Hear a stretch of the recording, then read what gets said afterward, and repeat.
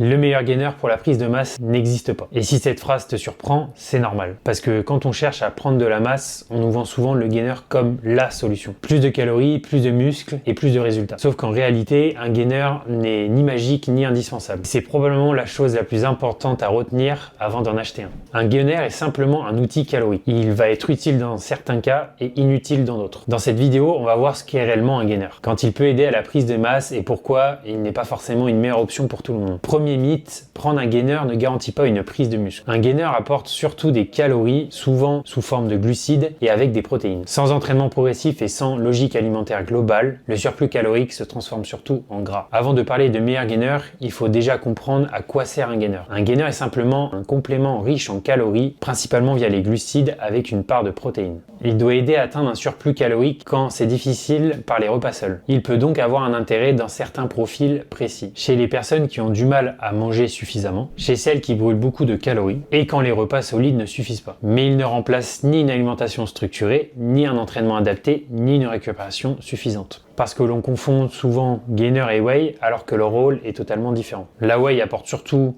des protéines alors que le gainer apporte surtout des calories. Donc la vraie question n'est pas quel est le meilleur gainer mais plutôt de quoi mon corps manque-t-il vraiment. Si ton problème est un manque de protéines, choisis la whey. Si ton problème est un manque de calories, choisis plutôt le gainer. Choisir le meilleur gainer sans identifier ton besoin réel est l'erreur la plus courante. Quand le gainer est mal utilisé, il devient souvent contre-productif. Les erreurs que l'on voit le plus souvent sont utiliser un gainer sans suivre ses apports, remplacer les repas par des shakers, chercher à prendre du poids trop vite et ignorer la qualité des glucides. Un gainer mal utilisé accélère souvent la prise de gras et ce n'est pas ce que tu recherches. Pour résumer simplement, le meilleur gainer pour la prise de masse est celui qui correspond à ton profil et à tes besoins réels. Un gainer est un outil et comme tout outil, il n'est efficace que s'il est bien utilisé. Ce n'est pas le produit qui fait la prise de masse, c'est la cohérence entre alimentation, entraînement et récupération. Si la vidéo t'a aidé, like, abonne-toi et dis-moi en commentaire si tu hésites entre whey et gainer.